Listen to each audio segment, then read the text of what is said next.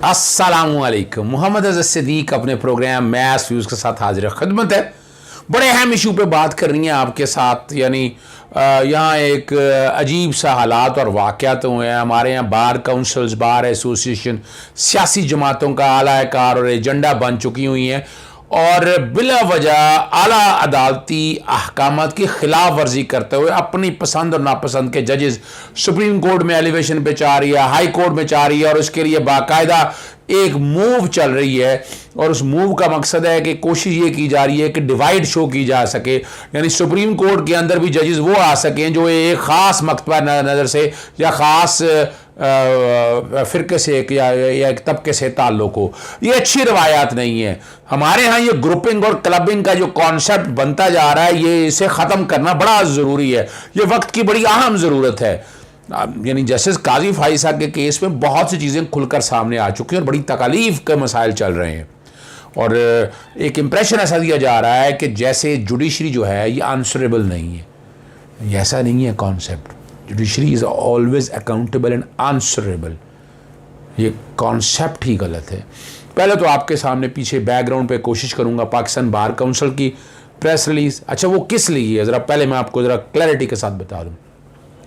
एक तो हैं हमारे चीफ जस्टिस ताल्लुक़ है उनका बलूचिस्तान से, उनका नाम है जस्टिस जमाल ख़ान मंदोखेल। आपकी तारीख़ पैदाइश नवंबर 1, 1961 है। सितंबर 9, 2009 को ये तैनात हुए थे एज ए जज और चीफ जस्टिस इस वक्त हैं बलूचिस्तान हाई कोर्ट के। इफ्तिखार चौधरी के दौर में आपको पता है 105 जजेस और वो जजेस ख़ास तौर पर इफ्तिखार चौधरी के दौर में जजेस लगाए गए। आपको हर एक को पता है कि अक्सरियत का ताल्लुक़ किन से है। यहाँ की सीनियरिटी लिस्ट उसके बाद अगर हम देखते हैं तो जस्टिस नईम अख्तर अफ़गान, जस्टिस हाशिम खान काकड़ उसके बाद मौजूद हैं सीनियरिटी में। बाकी पूरी लिस्ट है, मैं बैकग्राउंड पे कोशिश करूंगा वो भी चल जाए और चीफ जस्टिस की भी चली जाए। चीफ जस्टिस ये पहले एतराज़ है यहाँ भी नीचे से जज लाना चाह रही थी supreme judicial council. Supreme judicial article 175A 18वीं तरमीम के जरिए 19वीं तरमीम के इफ्तिखार चौधरी ने अपनी मर्जी से जो तरामीम कराई वो आपके सामने मौजूद है। वो अब जुडिशल कमीशन ने जजेस तैनात करने हैं। जुडिशल कमीशन का अगर हम तरीक़ाकार अगर हम देख लें वो आपके सामने मैं समझा देता हूँ। ये कॉन्स्टिट्यूशन ऑफ पाकिस्तान 1973 है। आर्टिकल 175 में ज़रा कंपोजिशन समझनी बड़ी ज़रूरी है कि जजेस की कंपोजिशन कैसे है, यानी जुडिशल कमीशन काम कैसे करता है। और 193 हाई कोर्ट के जजेस का है, वो बैकग्राउंड पे चल जाएगा। 177 जो है वो सुप्रीम कोर्ट के जजेस की तैनाती के कॉन्टेक्स्ट में है और 175 जुडिशल कमीशन है जो जजेस की तैनातियाँ करता है। और उसमें कौन कौन है chief justice of Pakistan? 4 senior most जजेस of the supreme court, a former chief justice और ए फॉर्मर जज nominated the chief justice of capacity in consultation with 4 member. एक जज जो रिटायर्ड है आजकल जस्टिस दोस्त मोहम्मद हैं उसमें।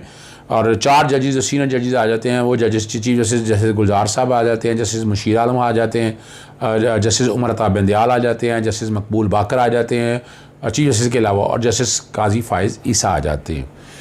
और उसके अलावा फेडरल मिनिस्टर ऑफ लॉ वफाकी वज़ीर कानून है, attorney general for Pakistan attorney general Pakistan का है, और senior advocate of the supreme court of Pakistan nominated by the Pakistan bar council for a term of 2 years. ये है टोटल 6 मैंने कंपोजिशन आपके सामने रख दी है।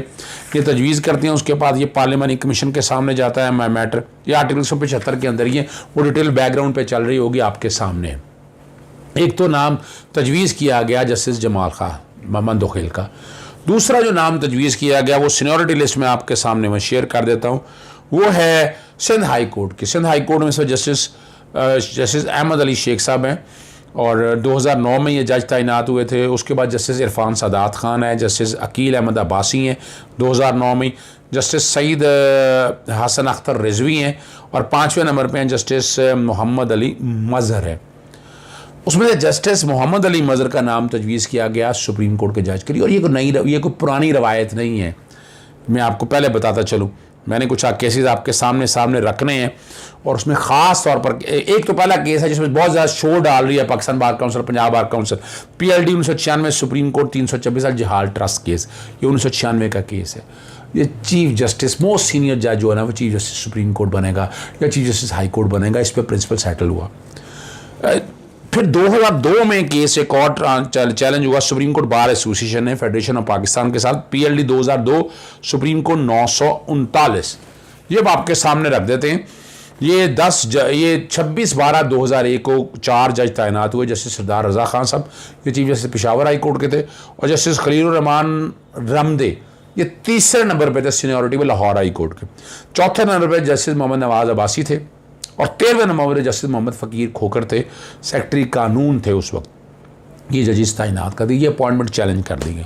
चैलेंज किए सुप्रीम कोर्ट बार एसोसिएशन के थे हामिद खान, AK डोगर साहब ने पाकिस्तान लॉयर्स फोरम से, वतन पार्टी वगैरह बैरिस्टर ज़फ़रुल्लाह की तरफ से, और अल जिहाद ट्रस्ट और PLD 1996 सुप्रीम कोर्ट 324 का, और मलिक असद अली का केस PLD 1998 सुप्रीम कोर्ट 161 का जिक्र किया गया।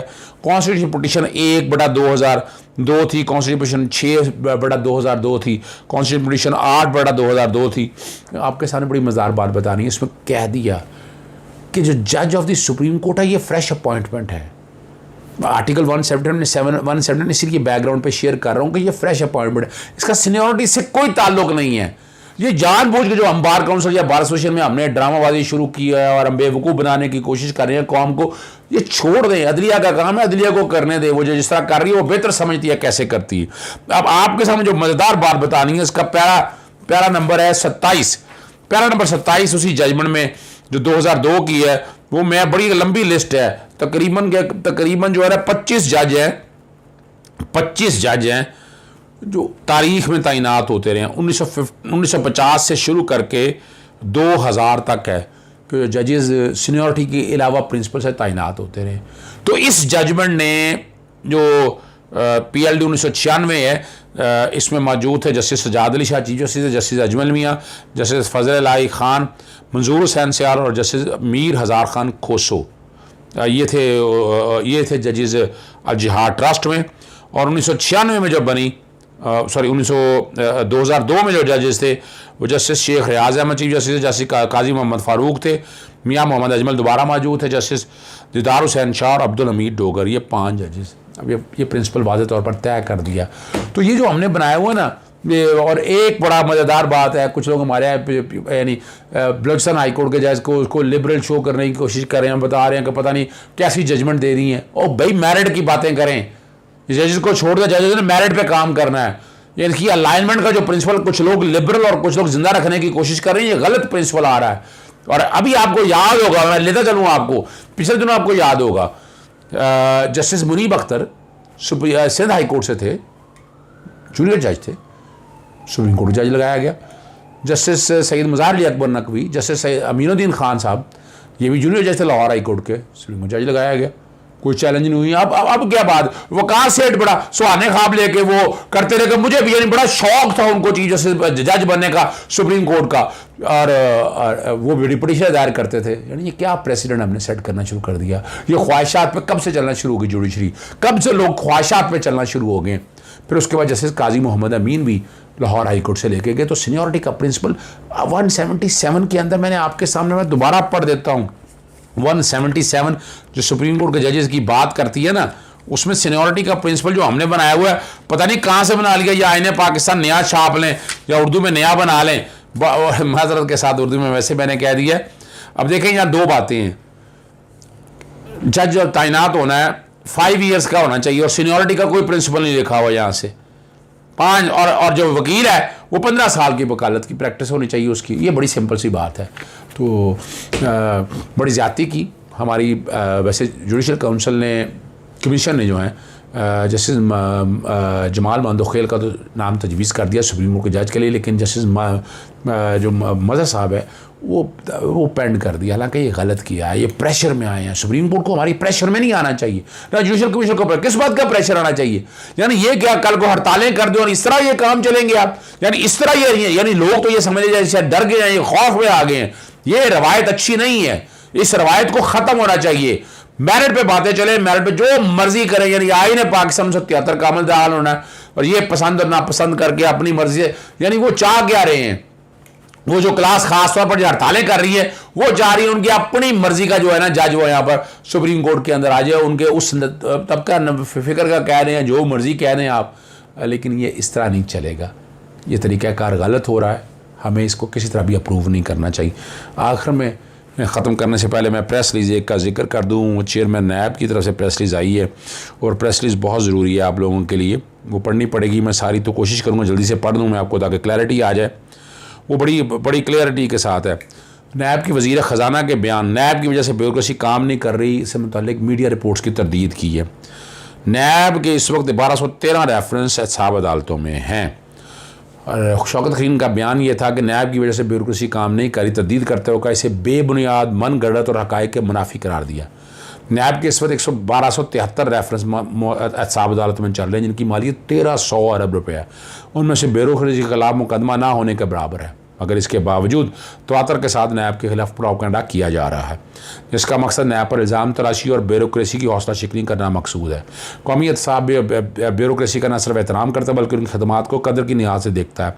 नैब के चेयरमैन जनाब जस्टिस जावेद इकबाल आज़ाद अदलिया समेत मुल्क के मुख्तलिफ इदारों में अहम जिम्मेदारियाँ सर अंजाम दे चुके हैं, इससे ब्यूरोक्रेसी के मसाइल से खूबी आगाह। उन्होंने 2017 में कौमी एहतसाब ब्यूरो के चेयरमैन के मनसब की जिम्मेदारी संभालने के बाद काबीना डिवीज़न इस्लामाबाद में वफाकी सेक्रेटरीज़, पंजाब के दारुल हुकूमत लाहौर में सूबाई सेक्रेटरीज़ और सुबह खैबर पख्तूनख्वा के दारुल पेशावर में सेक्रेटरी से खिताब किया, बल्कि उनके तमाम सवालात का तसल्लीबख्श जवाब दिया, जिस पर ब्यूरोक्रेसी ने चेयरमैन नैब का शुक्रिया अदा किया, जिसका मुल्क के तमाम टीवी चैनल, नशर और अखबारात ने शाये किया, जो कि रिकॉर्ड का हिस्सा है।